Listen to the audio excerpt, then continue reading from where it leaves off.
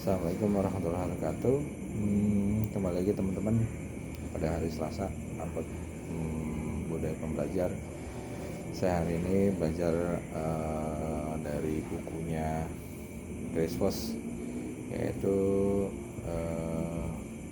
Never Split Difference atau ambil jalan tengah. Siapa sih Chris Voss tuh? Ternyata Chris Voss itu adalah seorang pengusaha, juga penulis dan akademisi Amerika, dan dia tuh ternyata mantan negosiator FBI. Dia juga pernah bantu FBI dalam negosiator Sandra. Terus juga dia ternyata CEO The Black Swan Groups Ltd. Ya, itu sebuah perusahaan yang terdaftar di Inggris. Dan dia juga salah satu penulis yang tadi ya, bukunya Never Split the Difference. Kalau saya terjemahkan tuh ngambil jalan tengah itu kira-kira. Nah, di sini ada yang bisa diterapkan bagi saya pribadi atau di dalam pekerjaan. Saya kan butuh banyak negosiator ya, dengan beberapa instansi, dengan beberapa misalkan LSM, atau ada KUU, ada Sekdes, pokoknya berbagai macam instansi terkait atau tokoh masyarakat, dan juga sampai dengan ya pejabat-pejabat juga gitu sih, dan pemilik tanah gitu. Jadi ini bagi saya cukup menarik dan memang bisa diterapkan gitu. Jadi ternyata dari bukunya ini dia tuh menulis berdasarkan pengalamannya dia pada saat dia itu negosiasi bantu FBI untuk menyelamatkan Sandra. Nah, dalam negosiasi tersebut tidak bisa kayak semisal yang dikatakan tadi kan mencari jalan tengah gitu ya.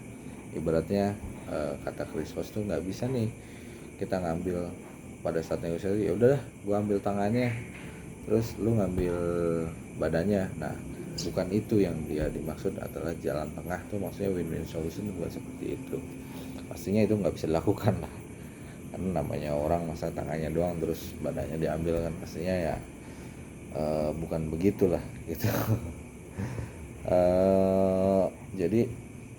Jadi hal dasar, jadi saya tangkap di sini adalah dia menjelaskan hal-hal dasar, hal yang paling dasar yang perlu diketahui dalam negosiasi adalah yang pertama itu harus mengerti keinginan pihak lawan dulu, dan bisa satu, mengerti keinginan pihak lawan.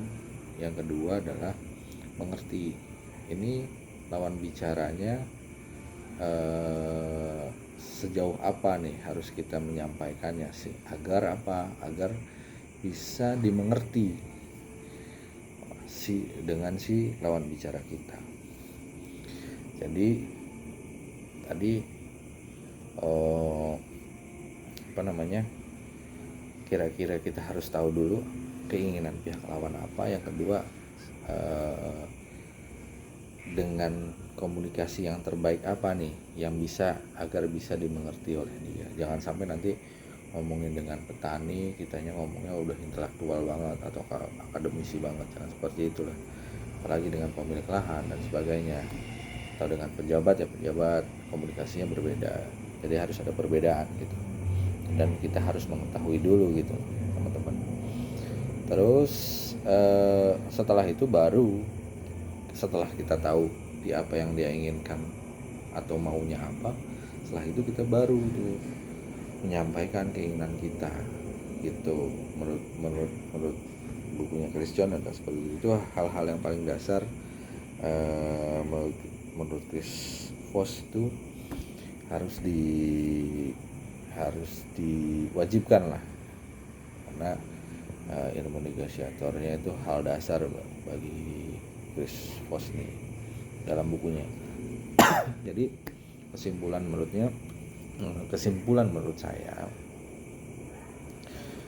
kesimpulan dasar tadi yang saya tangkap adalah, yang pertama, biasakan dalam negosiasi itu jadi pendengar yang baik, dari pihak lawan pastinya gitu pada saat berbicara.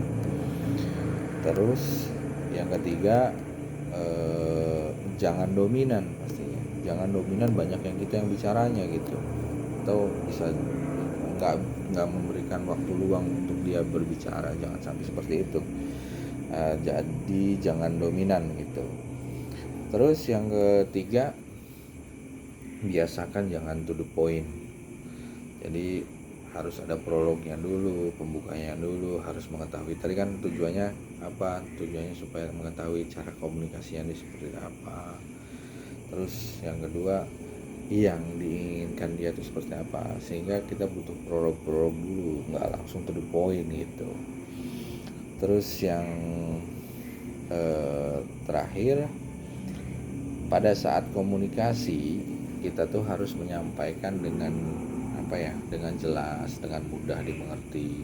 Ya tadi kita harus mengetahui bahwa dia itu untuk kalangan yang seperti apa nih yang terbaik untuk komunikasinya agar dia untuk bisa dimengerti gitu ya. Kayak contoh tadi petani, ya kita nggak boleh, contohnya nggak boleh, jangan terlalu intelektual atau akademisi juga gitu, kecuali dengan instansi atau dengan pejabat. Nah, itu mungkin boleh.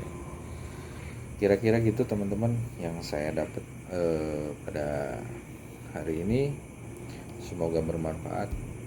Bagi saya pribadi ini cukup mengingatkan saya kembali dalam hal negosiasi, karena tugas-tugas saya ini banyak sekali untuk negosiasi dengan orang lain, dengan pihak eksternal.